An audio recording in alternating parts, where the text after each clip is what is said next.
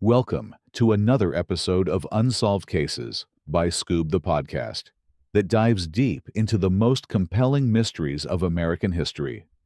I'm your host, Larry Hunter, and today we're exploring one of the most enigmatic murders of the 1960s, a case that intertwines love, politics, espionage, and assassination in ways that would make even the most seasoned thriller writer envious. Picture this. A brilliant, beautiful socialite walks along the peaceful C&O Canal towpath in Georgetown on an October afternoon in 1964. She's an accomplished artist, a member of Washington's elite, and harboring one of the most explosive secrets of the Kennedy era. Within hours, she'll be dead, shot execution style. Her accused killer? A small-time drifter who seems to have been in the wrong place at the wrong time. But as we'll discover, nothing about Mary Pinchot Meyer's murder was as simple as it appeared. Our story begins not with murder, but with love and idealism. It's early 1945, and two brilliant young minds meet at Yale Law School. Mary Pinchot, beautiful and intellectually gifted, crosses paths with Cord Meyer, a World War II combat hero, Yale honors graduate, and member of a prestigious, politically influential family.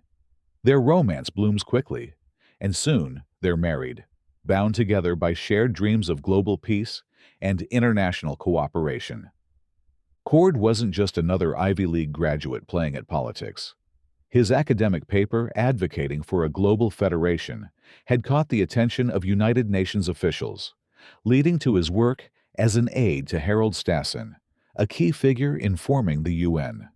Mary joined her husband at a UN conference in May 1945, working as a reporter for United Press International. It was at this very conference that Mary first encountered a young John F. Kennedy, who was covering the event for the Chicago Herald-American.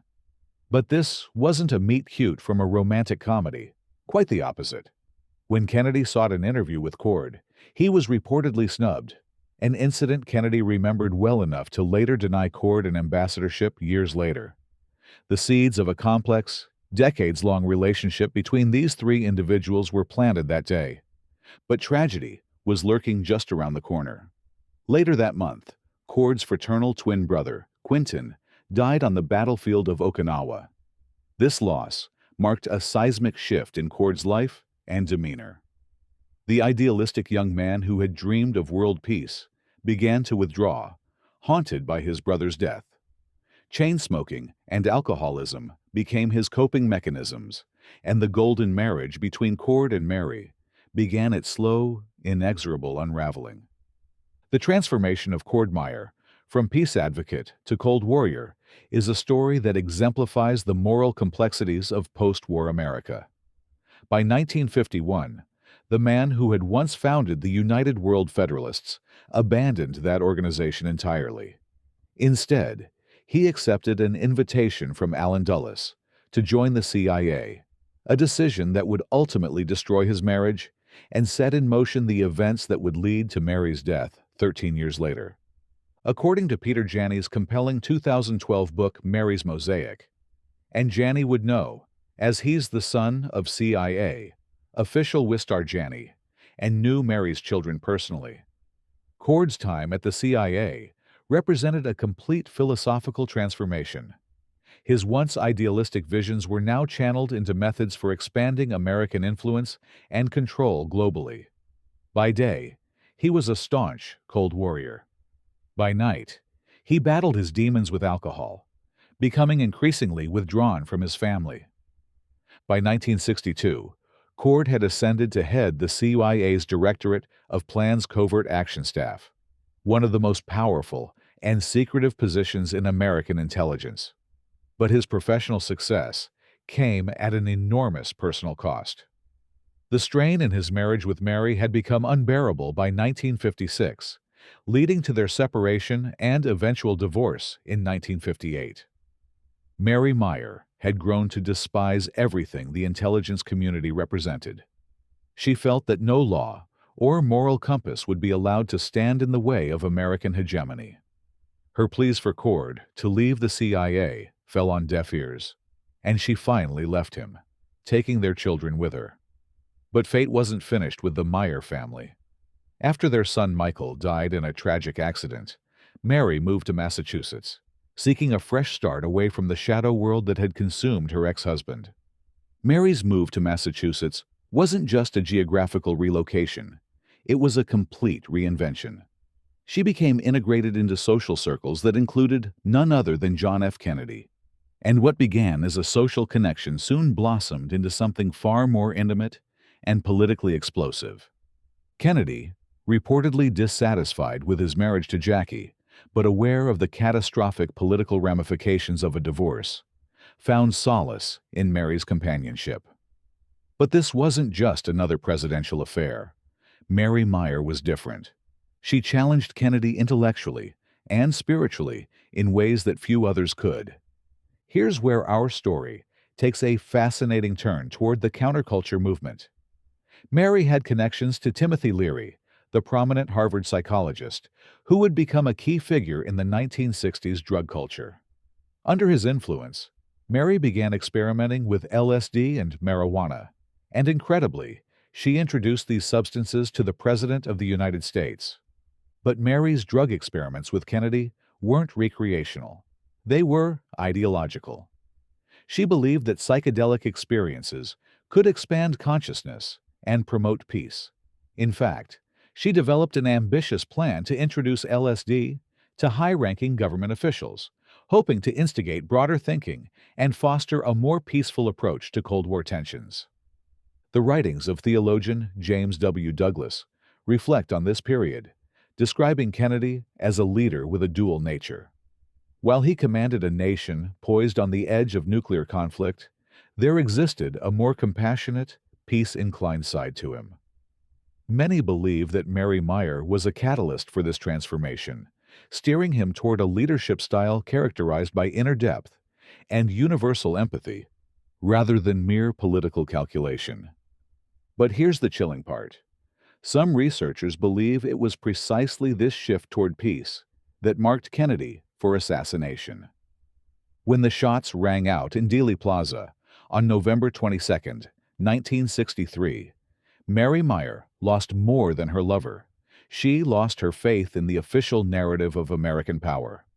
Unlike other Kennedy associates who retreated into private grief, Mary became outspoken about the inconsistencies she saw in the official accounts of JFK's assassination. Despite warnings from friends, she continued to discuss her suspicions openly in Washington's social circles. Think about the explosive nature of her knowledge. Here was a woman who had been intimate with the president, who knew about his private thoughts on peace and nuclear disarmament, and who had witnessed his evolution away from Cold War hawkishness. If anyone could credibly challenge the official story of why Kennedy died, it was Mary Meyer. Her vehement pursuit of truth made her a target. She wasn't just another conspiracy theorist. She was a credible witness with inside knowledge and the social connections to make her voice heard. In the paranoid world of 1960s intelligence operations, that made her incredibly dangerous to those who might have had a hand in Kennedy's death. For nearly a year after Dallas, Mary continued her dangerous questioning. She attended social gatherings, spoke with journalists, and refused to be silenced. But in that shadow world, where her ex-husband wielded enormous power, such behavior carried deadly consequences. October 12, 1964, started like any other day for Ray Crump Jr., but it would end with him as the prime suspect in one of Washington's most sensational murders. Crump, a small-time laborer, was playing hooky from work that morning. His girlfriend Vivian gave him a ride around 8 o'clock, and their financial constraints meant they couldn't afford a motel room for privacy. So Crump headed toward the Georgetown entry point of the towpath, an area he knew from previous fishing trips. But here's where the story gets interesting. According to careful analysis of the timeline and circumstances, a CIA surveillance team likely spotted Crump and Vivian as they made their way toward the canal. This was hours before Mary's murder, with still 2 or 3 hours to spare. In the world of covert operations, such advanced surveillance isn't coincidence, it's preparation. The operational dynamics suggest that Crump wasn't the only potential fall guy under surveillance. The CIA team probably had several options before zeroing in on their target. Once they selected Crump, one individual was assigned to follow him, communicating his movements via radio. The team then had to quickly arrange for attire comparable to what Crump wore: dark shoes, dark pants, a light beige windbreaker, and a dark plaid golf cap. The CIA's Technical Services Division was legendary for its capabilities. They could transform almost anyone to suit an operation's needs. They could even alter a person's apparent race if the situation required it. But there was one obstacle they couldn't overcome quickly: finding someone with a physique as slight as Ray Crump's. The individual selected as Crump's doppelganger was markedly larger than the real Crump, about 5 feet 8 inches and 185 pounds compared to Crump's much smaller frame. This physical mismatch would prove crucial.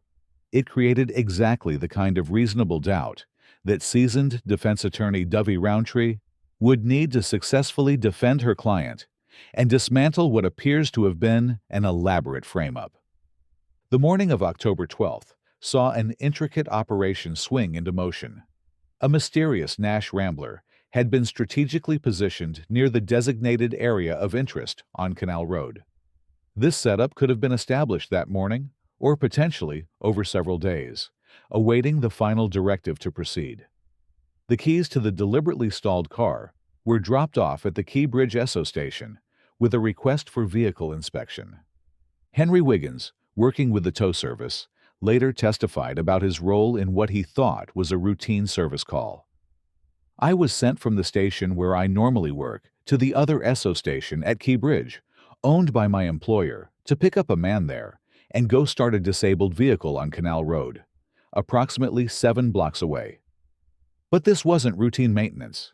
It was the final piece of an elaborate murder plot. The broken-down car served a crucial purpose. It provided a reason for witnesses to be in exactly the right place, at exactly the right time, to see what appeared to be Ray Crump standing over Mary Meyer's body. Around noon, Mary left her art studio and began her customary walk along the canal towpath. This was the moment the operation had been waiting for. Until then, nothing was green-lighted. But once Mary began walking toward the predetermined kill zone, all operational elements were activated. What happened next was a masterclass in tactical murder designed to look like a random crime. Mary was walking west into what had been identified as the kill zone, the same location where the Nash Rambler had conveniently broken down. The assassin, hidden on the embankment, approached her from behind. Here's the chilling part. This killer was clearly an expert who could have eliminated Mary swiftly and silently from a distance using a high-powered rifle. He could have made her death look like an accident, or simply made her disappear entirely. But he didn't. Instead, he grabbed Mary in a full-bodied embrace, immobilizing her and forcing her to scream. Why? Because Mary's terrified screams were crucial to the operation. They were designed to attract the attention of Henry Wiggins and his partner, who were working on the stalled vehicle nearby. The plan required witnesses to see what they would believe was Ray Crump, standing over Mary's lifeless body. But something went wrong. Whether Mary's strength surprised the killer, or whether she managed to break free when he released her after the first shot, she made a desperate break for freedom. Evidence suggests she grabbed a birch tree limb with her blood-soaked glove to steady herself as she tried to escape. This wasn't part of the plan. For the operation to succeed, Mary's body needed to be near the canal, clearly visible to anyone on Canal Road. So the assassin quickly seized Mary again, dragging her approximately 25 feet from the embankment to the canal's edge. There, with a perfectly aimed shot under her right shoulder blade, slightly angled to the left, he ended her life instantly. His escape was executed with equal precision. He disappeared quickly and quietly into the woods. Almost immediately, the Ray Crump look-alike took his position, standing over Mary's body, just as Henry Wiggins came running toward the scene. Henry Wiggins' testimony provides a fascinating window into how the operation unfolded. Almost immediately after hearing the first gunshot, Wiggins began approaching the canal wall across the street from where he'd been working on the Nash Rambler. As he ran diagonally across Canal Road, he heard the second shot, the kill shot that ended Mary's life. Looking over the wall and to his right, Wiggins saw exactly what the operation intended him to see: a man who perfectly matched Ray Crump's general description, standing over Mary's body. The figure wore dark shoes, dark pants, a light windbreaker, and a dark plaid-brimmed golf cap, exactly what the real Ray Crump was wearing that day. Wiggins would consistently describe the man as having a medium build, standing about 5 feet 8 inches tall, and weighing 185 pounds. Remember, the real Ray Crump was much smaller than this description. But in the chaos and trauma of witnessing an apparent murder, Wiggins's testimony about a medium-built man in Crump's clothes was exactly what prosecutors needed to build their case. The beauty of this operation, from a tactical standpoint, was its simplicity. Create a witness, provide that witness with exactly what they expect to see, and let human psychology do the rest. Wiggins wasn't lying or deliberately misleading anyone. He was honestly reporting what he saw. He just didn't realize he was seeing a carefully orchestrated piece of theater. While Ray Crump sat in jail awaiting trial, another drama was unfolding that would prove equally significant to our story. Mary Meyer's personal diary had become the most sought-after document in Washington, and James Jesus Angleton, the CIA's legendary counterintelligence chief, was determined to find it. The story of Mary's diary reads like something from a spy novel, but it's all too real. On the night of Mary's murder, after receiving a mysterious call from Anne Truitt in Japan, Jim Angleton showed up at Ben Bradley's house. Bradley was Mary's brother-in-law, married to her sister Toni. But Angleton's visit wasn't a social call. He was looking for Mary's diary, and he seemed to know exactly where to search. Later that same night, Angleton returned to Mary's house and, according to a 1976 article by Rosenbaum and Nobile, apparently saved 3 kittens from the vacant house. But saving kittens wasn't his real mission. Mary had a habit of keeping her diary in her bedroom bookcase, but after her death, it was missing. Here's the crucial question.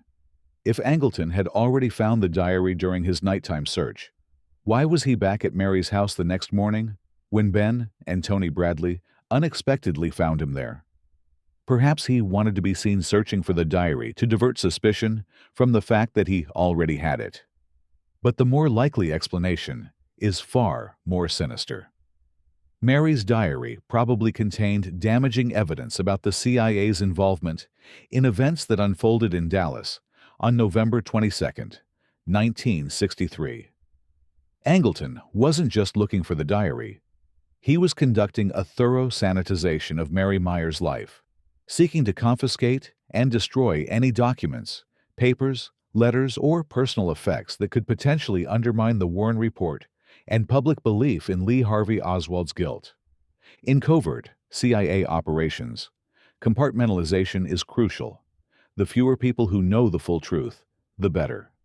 Based on the evidence and timeline, only a handful of individuals were truly in the know about Mary Meyer's murder: Jim Angleton, Cord Meyer, and to some degree, Ben Bradley. Bradley's complicity becomes clear when we examine his testimony during Ray Crump's trial.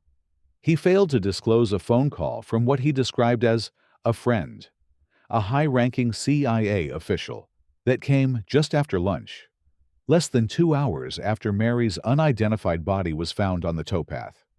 Instead, he allowed the court to believe that he only learned of his sister-in-law's death when Sergeant Sam Wallace of the D.C. Police arrived at his house that evening. This deliberate omission suggests that Bradley knew far more about Mary's murder than he ever admitted publicly. As the future executive editor of the Washington Post, Bradley was perfectly positioned to influence how the story was covered and to ensure that certain questions were never asked. The conspiracy of silence extended beyond just these three men. It involved creating false timelines, suppressing evidence, and ensuring that the official narrative of a random street crime was never seriously challenged by those with the power to investigate properly. Nearly a year after Mary's murder, her funeral became a fascinating study in Washington power dynamics and hidden relationships. The church filled with Washington's elite, reflecting Mary's high social status. But few attendees understood the full extent of her influence or the true circumstances of her death. Among the mourners were historian Arthur Schlesinger Jr., journalist Theodore White, former presidential assistant McGeorge Bundy, Washington Post owner Katharine Graham, and Madame Hervé Alphonse, wife of the French ambassador. Journalist Charlie Bartlett, a friend of President Kennedy, attended with his wife Martha. Notably absent was Jacqueline Kennedy, who was often referred to as a close friend of Mary's, an absence that speaks volumes about the dangerous secrets surrounding Mary's death. Several of Mary's Vassar classmates were present, including Scotty Fitzgerald Lanahan, daughter of F. Scott Fitzgerald, and journalist Anne Chamberlain. Mary's fellow artists were well represented, with two of her four pallbearers being artists like herself, William Walton and Kenneth Noland. Walton had previously worked as a journalist and war correspondent, and was close to Jack and Bobby Kennedy, as well as to Jackie. He had often accompanied Mary to White House social functions, making him a witness to the Kennedy-Meyer relationship that so many wanted to keep secret. Kenneth Noland had been a leading figure in the Washington Color School of Art, and had grown close to Mary following her separation from Cord Meyer. According to art dealer Andre Emmerich, Noland had mentioned that rumors were circulating in the Washington art world that Mary's murder was somehow linked to her affair with JFK. But here's the most chilling aspect of Mary's funeral. Two of her four pallbearers were high-ranking CIA officials, James Jesus Angleton and Wistar Janney, both close friends of her ex-husband, Cord Meyer. Even in death, Mary was surrounded by the very people she had spent her final years trying to distance herself from. James Jesus Angleton was particularly significant. A close friend of Cord's from their Yale days, their friendship had deepened during their parallel careers at the CIA. Angleton was a man of many talents: photography, poetry, orchid growing, and fly fishing. He was also the godfather to the three Meyer children, making his potential involvement in Mary's murder even more personally devastating. Despite his cultivated interests and intellectual pursuits, Angleton had a dark side. His heavy drinking often led to paranoia and an obsessive need for control. By 1964, he was at the height of his power and already something of a legend within the intelligence community. A former member of the elite Office of Strategic Services during World War II, he had been handpicked by Allen Dulles in 1954 for the position of chief of the CIA's counterintelligence division. The fourth pallbearer was Wistar Janney, father of author Peter Janney, who would later write extensively about Mary's murder. Like Cord Meyer, Wistar Janney was part of a group of idealistic World War II veterans who joined the CIA in its early days, believing that a strong, centralized intelligence apparatus would prevent another global conflict. The irony is heartbreaking. Mary Meyer, who had divorced her husband partly because she despised the work of the intelligence community, was carried to her final rest by the very men who represented everything she had grown to oppose. As we close the chapter on the Mary Meyer mystery, we're left standing in the fog between truth and silence. Ray Crump was acquitted, but the questions never went away. If he didn't kill Mary Meyer, then who did? And why did the trail go cold so fast? The evidence doesn't point to chance. The timing, the witnesses, the staged simplicity of the crime, it all suggests something far more calculated. Mary Meyer wasn't just another victim. She was connected to power, privy to secrets, and unwilling to stay quiet in a world that demanded silence. Her missing diary, the silence of intelligence insiders, an unsolved murder nearly 60 years later. These aren't coincidences. They're clues, And here's the unsettling thought. What if the most important pieces of this story were never meant to be found? If you want to go deeper, into the suppressed details, the hidden relationships, and the questions no official investigation ever answered, download the Skoob app now to access the full story. Some truths don't disappear, they wait. Until next time, keep questioning the shadows.